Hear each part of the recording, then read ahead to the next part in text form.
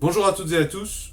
Dans cette vidéo, je vais vous faire part d'une question d'un abonné que je vais appeler Jean-Jacques pour protéger sa personne. Il ne s'appelle pas du tout Jean-Jacques. Jean-Jacques a vu visiblement au moins une ou plusieurs vidéos, plusieurs de mes vidéos sur la thématique investir dans les places de parking. Donc investissement immobilier, mais spécialisé places de parking. Je ne sais pas si vous le savez, mais j'ai fait déjà au moins 4 ou 5 vidéos sur la thématique investir dans l'immobilier et surtout investir dans les places de parking. J'ai regroupé toutes ces vidéos dans une playlist qui s'appelle Investir places de parking. Je vous la mets dans la description. Et je ne vais pas répéter ce que j'ai dit dans les épisodes précédents. Donc Jean-Jacques m'a envoyé un mail que je trouve très intéressant. Il me demande si je pense que c'est mieux d'investir dans un parking extérieur, donc je pense une simple place de parking, ou alors un garage couvert. Et il me demande, est-ce que c'est mieux de privilégier les centres-villes? Est-ce que c'est mieux de privilégier les grandes villes? Quelle est la rentabilité nette minimum? Donc j'imagine qu'il voulait dire quelle rentabilité on vise, ou quelle rentabilité serait correcte, quel serait l'idéal. Jean-Jacques voit beaucoup de box aux alentours des 15 000 euros en centre-ville de Toulouse. Il me demande si je trouve pas que c'est un peu cher. Et enfin, avez-vous un ou des appartements? Alors, il y a beaucoup de questions, mine de rien, sous-jacentes, et c'est normal parce qu'en fait, il y a beaucoup de ramifications. Si on réfléchit, on prend le temps de réfléchir à comment investir son argent. Il y a tellement de possibilités, effectivement, il y a énormément de ramifications dans toutes les directions. Déjà, je vais commencer en disant que je suis absolument pas un spécialiste. Je suis absolument pas un expert. D'ailleurs, j'utilise pas le mot expert parce que je trouve que le mot expert, c'est de l'enfumage, c'est un sophisme. Je pense que je sais de quoi je parle parce que j'ai fait un parcours en milieu académique, dans la recherche universitaire. Et expert, c'est du pipeau, le mot expert. Je préfère, à la limite, le mot spécialiste. Et moi, je suis pas du tout un référent, hein. J'ai juste investi dans 4 places de parking, mais mine de rien, je suis beaucoup plus à l'aise et j'ai beaucoup plus d'expérience qu'avant. Et bon, c'est pas un secret, c'est en forgeant qu'on devient forgeron. Et c'est vrai que j'ai fait, je trouve que je suis très satisfait, mais bon, ça dépend des objectifs que tout un chacun a et toutes les attentes que chacun a. Mais je pense que j'avais des grosses attentes quand même. Et vous allez voir ce que je vous dis, effectivement, ce que je dis, moi, ce que je préconise, ce que j'ai fait, ça va à l'inverse de ce qu'on entend, par exemple, de la bouche de Pierre Ollier ou de Théophile Hélier, ou même de Sébastien Cerise, je pense notamment. Un discours que j'ai souvent entendu, c'est faut faire travailler l'argent de la banque. Moi, j'ai pas du tout envie de faire travailler l'argent de la banque, parce qu'il n'y a pas beaucoup de conseils que mon père m'a donné sur la gestion de mon capital, mais s'il y a un truc qu'il m'a dit, il m'a dit dans la vie, si tu dois acheter ta maison, si tu peux, achète-la cash. Parce que si tu l'achètes avec un emprunt, tu vas la payer bien plus cher que son prix d'achat si tu avais pu l'acheter cash. Bon, la maison, c'est un cas particulier parce que moi, finalement, j'ai acheté des places de parking, mais effectivement, j'avais pas envie de m'endetter. Mais je ne le regrette pas parce que j'avais mes contraintes qui étaient les mêmes, les miennes, qui ne seront pas forcément les mêmes, voire qui peuvent être très différentes des vôtres. Moi, j'étais célibataire, sans enfant, sans projet de couple. En plus, quand on débute, qu'on veut faire l'acquisition d'un bien immobilier, on va faire des erreurs qui vont nous coûter sur le rendement. Donc, à mon sens, en un sens, il ne faut surtout pas emprunter de l'argent comme premier projet, à moins peut-être d'avoir effectivement acheté une formation auprès de Michael Ferrari, par exemple. J'ai jamais vu ces formations, mais ça a vraiment l'air très bien. Ou Sébastien Le Pro de Limo aussi. Il y a aussi Hassan, mais Hassan, je connais pas bien. J'écoute ses vidéos gratuites, mais bon, les vidéos gratuites sur YouTube, de tout ce petit monde, bon, c'est facile de travailler son image, c'est facile d'avoir raison, c'est facile de laisser transparaître des émotions et des... Théophile Hélier, il dit plein de choses intéressantes sur la crypto-monnaie, l'immobilier, mais bon, moi je sais que sur la monétisation YouTube, il raconte un peu n'importe quoi, je trouve. Il n'est pas du tout compétent, à tel point que j'avais fait une vidéo débunkage de Théophile Hélier. Je vous la mets dans la description sous la vidéo, si ça vous intéresse, je ne vais pas redire et rentrer dans les détails parce que c'est un sujet très profond. Et puis bon, Théophile Hélier, en début de carrière, je crois, j'écoutais une interview où il racontait que pour se faire de l'argent en début de carrière, je crois qu'il avait trouvé un site internet sur lequel tu pouvais regarder de la pub pour générer des revenus, on te reversait une partie des revenus. Ça date pas d'hier, ce genre de principe. Et je crois qu'il avait loué des machines et des serveurs pour faire en sorte que des bots, des ordinateurs regardent des pubs pour générer de l'argent. Et il s'était fait virer en 48 heures, je crois, parce que les serveurs de l'entreprise en question avaient très rapidement détecté le problème. Et j'ai envie de dire, oui, bon, du coup, on n'a pas les mêmes contraintes éthiques, on n'a pas les mêmes contraintes morales. C'est sûr que quand tu pars comme ça, Toujours est-il donc pour revenir sur faire un emprunt ou pas, non, non, parce que j'avais choisi de ne pas mettre des milliers d'euros ou voire des centaines d'euros dans une formation. Donc c'est sûr que j'allais avoir des résultats à tâtons, puis je trouve ça un peu ridicule de me coller un emprunt sur le dos juste pour une place de parking. Et franchement, je le regrette pas parce que c'est vrai que même une place de parking que tu vas acheter entre 3 000 et 5 000 euros, ça coûte cher. Juste pour avoir un loyer de 30 euros brut, donc c'est pas 30 euros qui vont dans ta poche. Hein. Parce qu'après, il y a les cotisations en tant que copropriétaire que tu dois payer, l'entretien travaux de la résidence.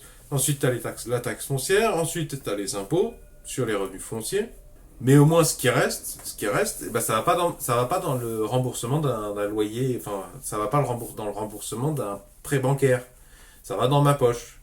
Et ben mine de rien, c'est vachement cool d'avoir sur son compte bancaire des débits pour des gens qui vous envoient de l'argent. Parce que c'est ça en fait, hein, concrètement. Tous les mois, j'ai quelqu'un qui m'envoie. Enfin, j'ai plusieurs personnes, j'ai 4 personnes qui m'envoient 30 ou 40 euros tous les mois. Et c'est cumulatif, c'est cumulatif. Et puis surtout, le temps joue en votre faveur. Parce qu'effectivement, le rendement, il est pas ouf par rapport à. Je sais plus comment il s'appelle, ce monsieur qui a l'air pas mal, qui annonce des rendements de 20%, je crois, sur de l'investissement immobilier. C'est sûr que moi, avec mes rendements entre 6 et 9%, j'ai l'air un peu ridicule, mais pour moi, c'était déjà beaucoup 6 à 9%, puisque mon but, c'était de faire beaucoup mieux que l'assurance vie. Et j'ai explosé cet objectif, et puis j'ai appris, entre-temps, plein de choses. J'ai appris des choses sur moi-même, j'ai appris des choses sur la loi française, les réglementations, le marketing, les lois du marché. Et franchement, quand je vois des gens qui disent faut utiliser l'argent de la banque, oui et non. J'ai pas forcément envie d'attendre 10 ans, 15 ans, 20, 25 ans avant que les premiers loyers aillent dans ma poche, vraiment que je puisse les utiliser. Et en plus, là, on parle de places de parking, alors que souvent, les gens qui vous disent faut utiliser l'argent de la banque, c'est plutôt de l'investissement dans les places de parking ou des immeubles de rapport. Ça change beaucoup de choses parce que la fiscalité est pas la même. Et donc pour répondre à la question de Jean-Jacques, il me demande est-ce que c'est mieux un parking extérieur ou un garage couvert, plutôt centre-ville, grande ville. En fait, je vais faire la même réponse que quand on me pose la question est-ce qu'il vaut mieux acheter une voiture d'occasion diesel ou essence. Aucun des deux. Aucun des deux parce que je vais utiliser le vieil adage. C'est l'occasion qui fait le larron. En fait, ça sert à rien surtout quand tu débutes, ça sert à rien de vouloir, je pense, dresser un portrait type idéal. Je comprends parce que après tu te dis théoriquement bon je vais chercher dans une gamme de critères, ça va me faciliter les recherches, mais non je pense pas. Je pense qu'il faut plutôt que tu fasses avec ce que tu as sous la main, avec tes contraintes. Parce qu'il n'y a que toi qui les connais, je les connais pas. Il y a plein de choses qui sont tacites pour toi, qui sont évidentes pour toi dans tes contraintes, alors que moi je les connais absolument pas et que ça changerait du tout au tout le montage financier, l'imagination du montage financier. Donc parking extérieur ou garage couvert, ça dépend. Si dans ton quartier, tu vas peut-être avoir 200 offres de parking extérieur qui sont pas ouf et deux offres de garage couvert dont une est vraiment nulle et l'autre excellente. Il n'y a pas de généralité.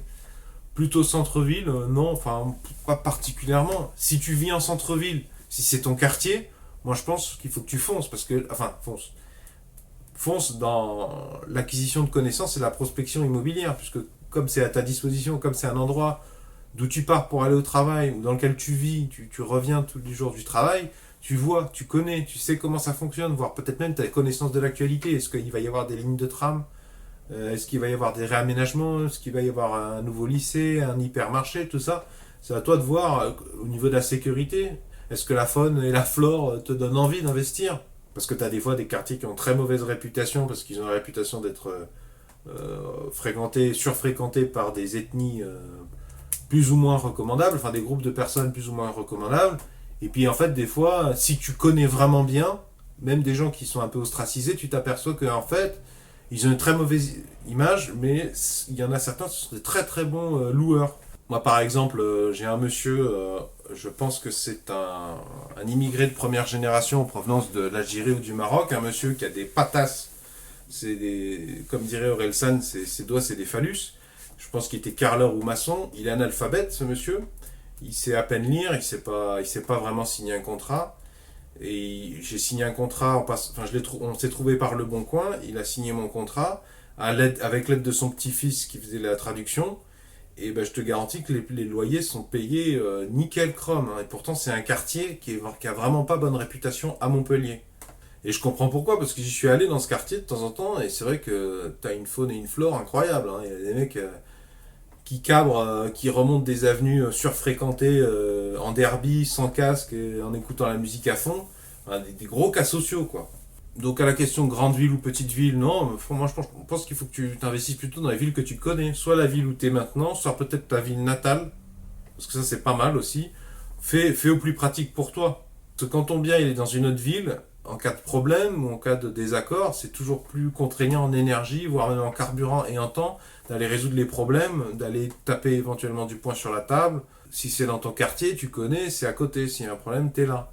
Quelle rentabilité net minimum? Mais en fait, c'est à toi de te fixer, je pense, un objectif. C'est à toi de te renseigner sur déjà pourquoi tu investis dans l'immobilier. Est-ce que c'est juste histoire d'investir? Dans ce cas-là, c'est peut-être pas une bonne idée d'investir dans l'immobilier. Je pense qu'il faut investir dans quelque chose qui te botte. Et si tu veux vraiment faire, à mon avis, hein, de ce que je comprends, si tu veux vraiment avoir une bonne rentabilité, tu devrais parier sur toi-même. C'est-à-dire, il faut que tu réfléchisses à ton cursus. Tu as un métier, tu as une spécialité.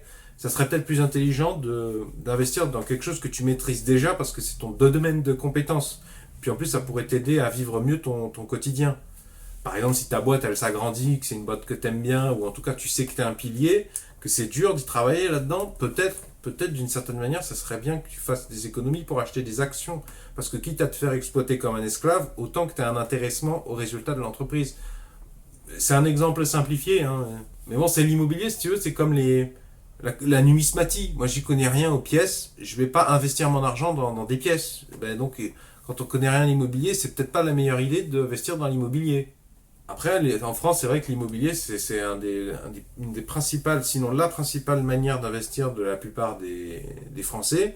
Après, c'est vrai qu'il y a l'héritage familial aussi, parce que tes parents, tes grands-parents, il y a fort à parier qu'ils ont cherché à faire l'acquisition d'un bien immobilier, donc ils peuvent te transmettre des connaissances, ou tu peux te servir de leurs expériences, et mine de rien, ça fait pas de toi un spécialiste, mais tu pars pas de zéro. Par exemple, ma grand-mère, un des rares conseils qu'elle m'a donné en immobilier, c'est qu'il faut choisir un bien dont le toit, la toiture fonctionne bien et les fondations soient saines et pas mouillées. Tu t'aperçois que c'est un truc qu'elle a hérité elle-même il y a 50, 60 ans et c'est toujours valable. Et c'était même valable bien avant. Donc est-ce que ça vaut le coup d'investir dans des box aux alentours de 15 000 euros en centre-ville de Toulouse? J'en sais rien parce que je sais pas du tout c'est quoi le loyer. Et puis tu peux avoir deux box sur la même rue. Tu vas pas forcément avoir les mêmes personnes intéressées parce que peut-être qu'il y en a un des deux. Un box, il est proche d'un garage mécanique automobile, mais c'est peut-être pas n'importe quel garage automobile, c'est peut-être Ferrari. Ferrari, s'ils ont besoin d'un box pour mettre à l'abri un véhicule, ils vont pas y mettre le même budget que si c'est pour un petit véhicule de courtoisie, pour une 106 qu'on trouve dans n'importe quel garage de mécanique, je sais pas. C'est un peu caricatural, mais des fois, dans ton quartier, à l'angle de telle rue et telle rue, dans cet immeuble, il y a une personne milliardaire ou millionnaire qui vit. Et elle veut une place de parking ou un garage en bas de chez elle. Il y en a qu'un, c'est le tien. Et même s'il y en a 300 autour, dans un périmètre de 50 mètres, ça lui fait trop parce que peut-être qu'elle a 70, 80 ans, cette dame, et elle est prête à mettre le prix pour ton loyer. Donc toi, peut-être qu'elle va te louer 1000 euros par mois, tandis que le prix dans le secteur, c'est plutôt 200 euros par mois. Toulouse, j'y connais rien, donc je peux pas te dire. Puis Toulouse, c'est tellement grand que, en fait, je pense que les réalités sont très très différentes d'un quartier à l'autre, voire même d'une rue à l'autre. Et donc la question de Jean-Jacques, c'était est-ce que j'ai des appartements? Non. Non, j'ai pas d'appartement, notamment parce que j'ai pas le cash pour acheter un appartement.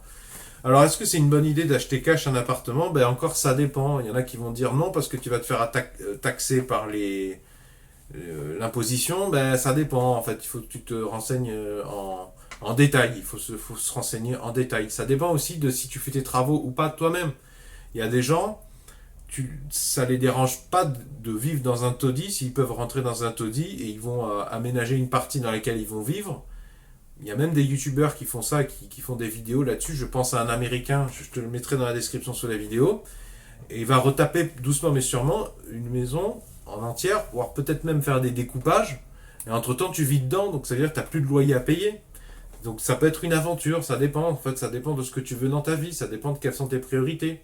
Mais en tout cas, moi je préférais acheter cash. C'est vrai que je vais un peu à contre-courant de beaucoup de choses qu'on entend sur Internet. Hein. C'est sûr que moi aussi j'écoute Théophile Hélier, Pierre Ollier, Sébastien Cerise, Sébastien le Pro de Limo, Hassan Immobilier, j'en oublie d'autres.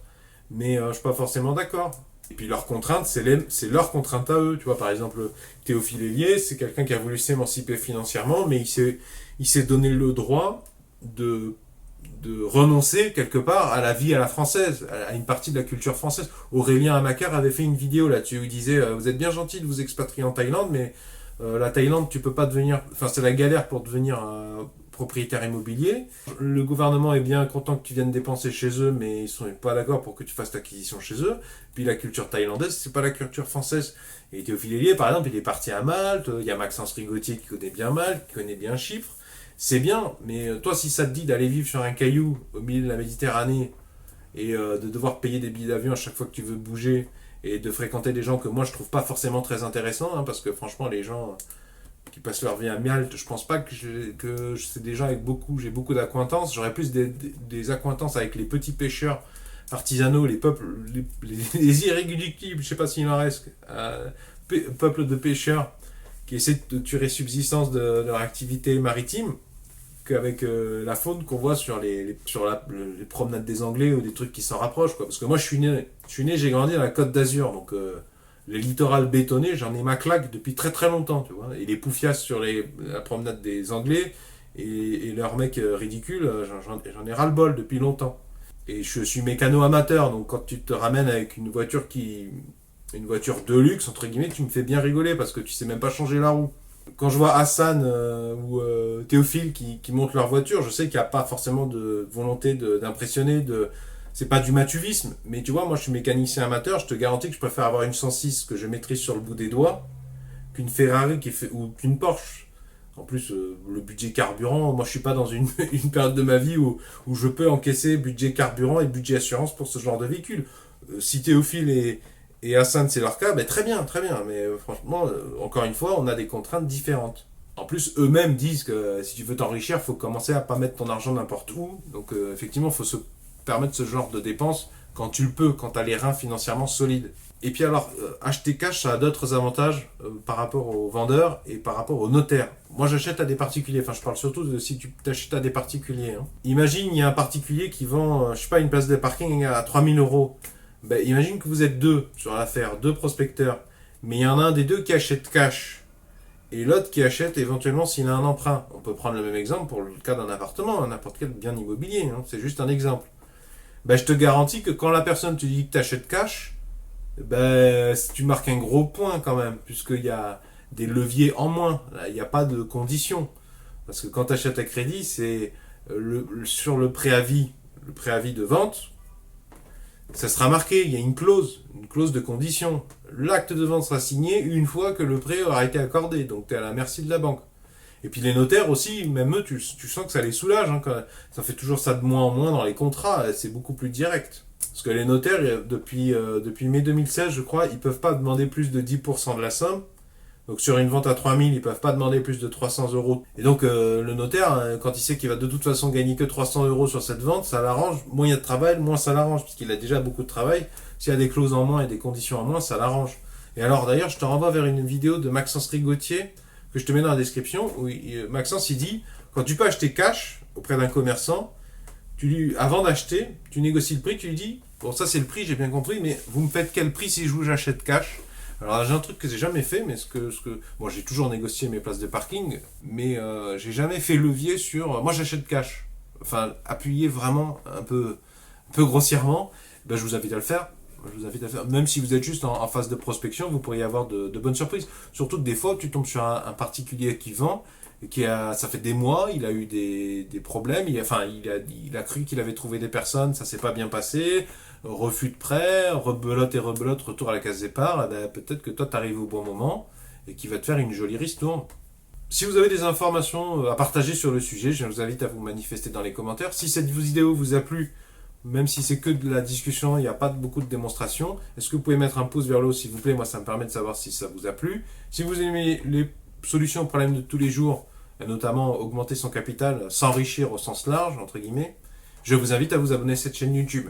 Vont s'afficher à l'écran d'abord un petit rond, vous n'aurez plus qu'à cliquer dessus pour vous abonner, ensuite un premier rectangle qui regroupe toutes mes vidéos sur la thématique investir dans les places de parking, et ensuite un deuxième rectangle où je vous mets directement la vidéo où je détaille la rentabilité d'une place de parking, parce qu'en fait c'est très très important avant d'acheter un bien immobilier, de maîtriser qu'est-ce que je vais devoir tout payer, toutes les dépenses, parce que vous avez, pour savoir où vous mettez les pieds, pour calculer le rendement, la rentabilité, il faut savoir tout ce que vous allez à payer. Et il faut inclure un peu une dimension des imprévus. Et bien dans cette vidéo, cette rentabilité, c'est un tableur dans lequel je détaille tout ça.